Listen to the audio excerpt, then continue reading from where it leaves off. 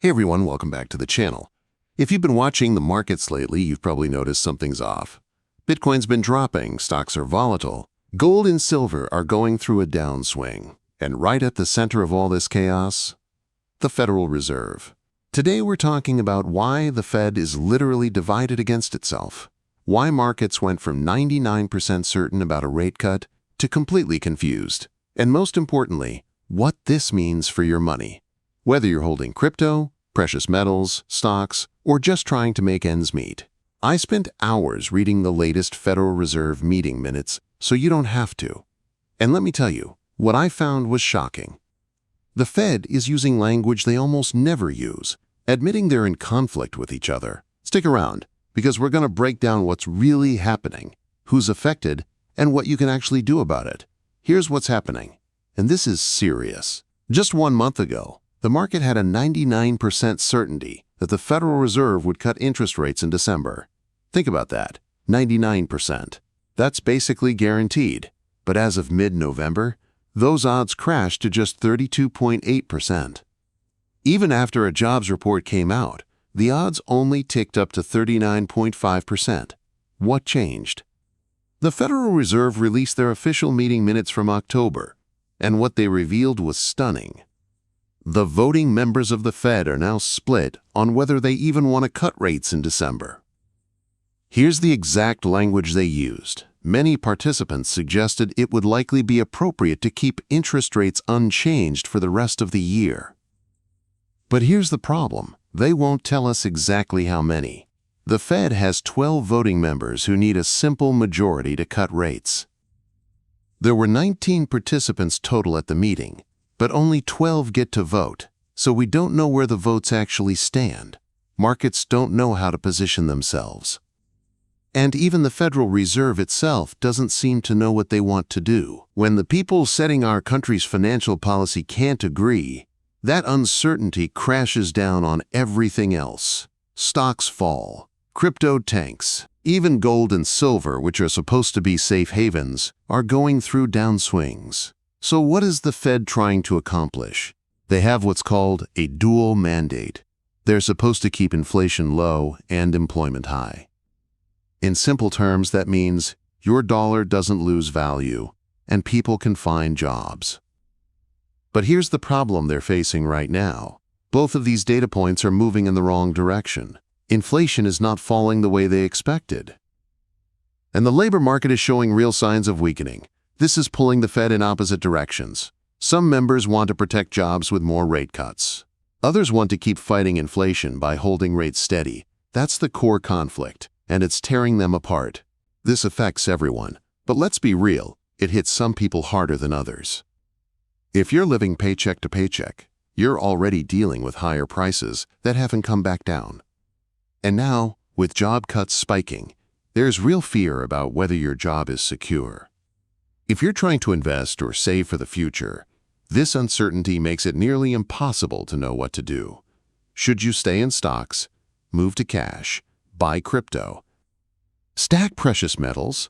When the Fed itself is divided, how are you supposed to make confident decisions?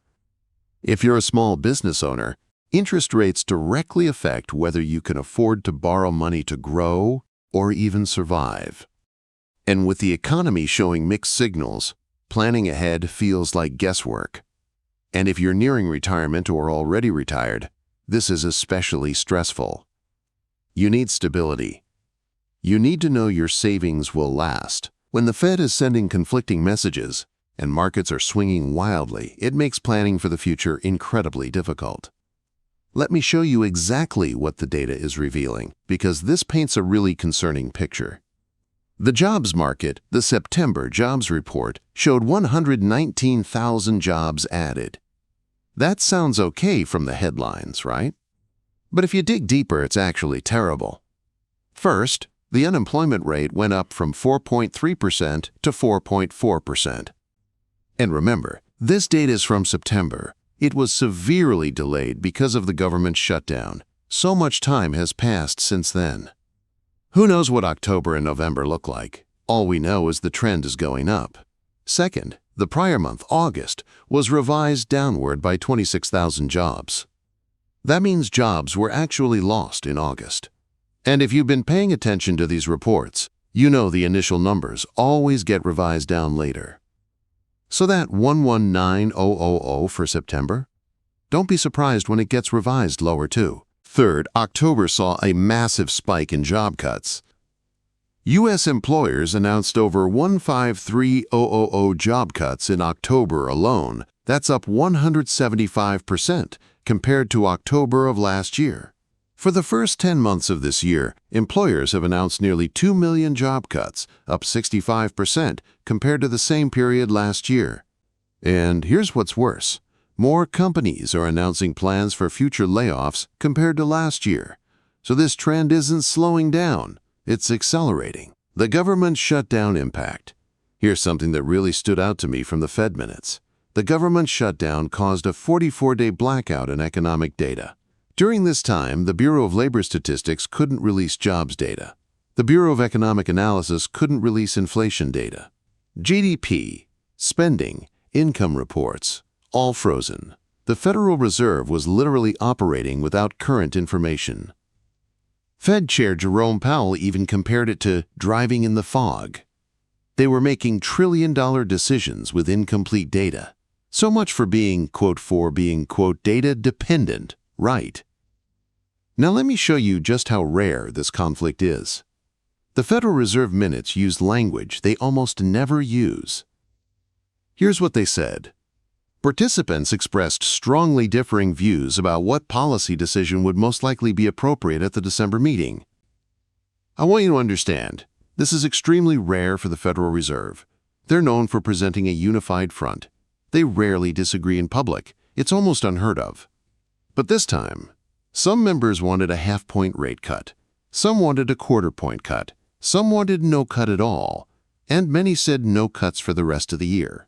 This level of public division is a red flag. It signals that the Fed is genuinely uncertain about the path forward. And when the Fed is uncertain, markets panic. Okay, I know this all sounds pretty heavy, so let me give you some actual good news. First, even though the Fed is divided on rate cuts, they did show a unified front on one important thing. They're ending quantitative tightening starting in December. That means they're stopping the process of shrinking their balance sheet. Why does this matter? Because ending QT is a form of monetary easing. It stops the liquidity drain from the financial system. And that's actually good for stocks, crypto, and precious metals.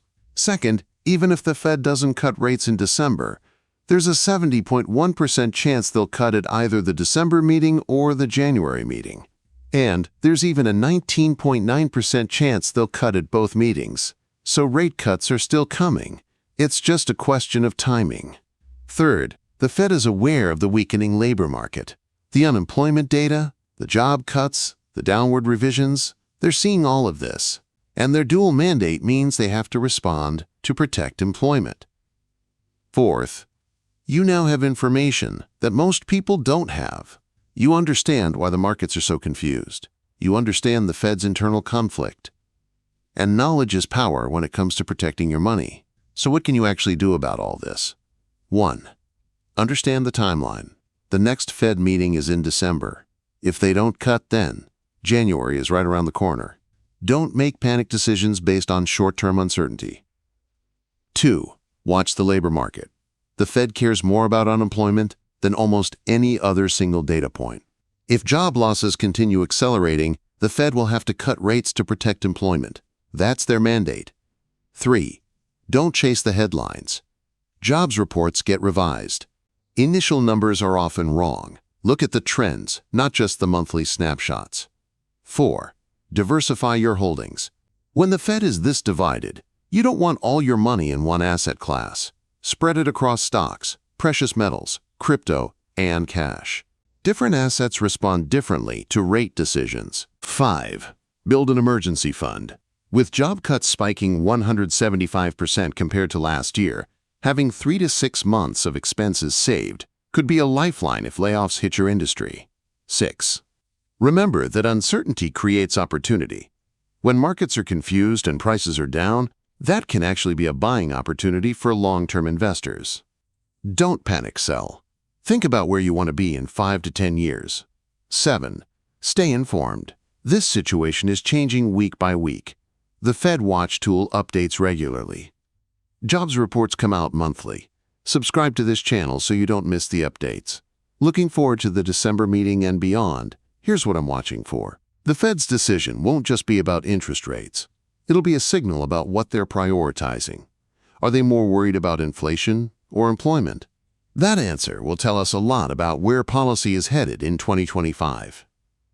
The jobs data for October and November will be critical. If unemployment keeps rising and job cuts keep accelerating, the Fed's hand will be forced. They'll have to cut rates even if inflation is still elevated. And honestly, the fact that they're ending quantitative tightening tells me they know something is breaking. They're seeing stress in the system, whether it's the repo markets, liquidity issues, or something else. The market had a 99% certainty about a December rate cut, and that crashed to under 40%. That kind of whipsaw change tells you the Fed has lost control of the narrative. They've lost market confidence. And when central banks lose confidence, that's when you see the biggest market moves, both up and down. Look, I get it. This stuff is complicated and sometimes scary. When the Federal Reserve itself is divided and doesn't know what to do, how are we supposed to figure it out? But here's what I want you to take away from this video. You're not powerless. Understanding what's happening inside the Fed gives you an advantage. Knowing that markets went from 99% certainty to complete confusion explains why your portfolio might be down right now. And understanding the conflict between inflation and employment helps you anticipate what comes next. Whether you're investing in Bitcoin, stacking silver, watching the stock market, or just trying to keep your job, knowledge is the best protection you have. If this video helped you understand what's really going on behind the scenes, do me a favor and hit that like button. Subscribe if you haven't already, because I'm going to keep tracking this situation and breaking down these Fed meetings as they happen. Check out the videos on the screen right now. I've got more content on inflation, the labor market, and how to protect your money during uncertain times. Remember, the Fed might be confused, but you don't have to be. Stay informed, stay calm, and stay focused on your long-term goals. Thanks for watching, and I'll see you in the next one.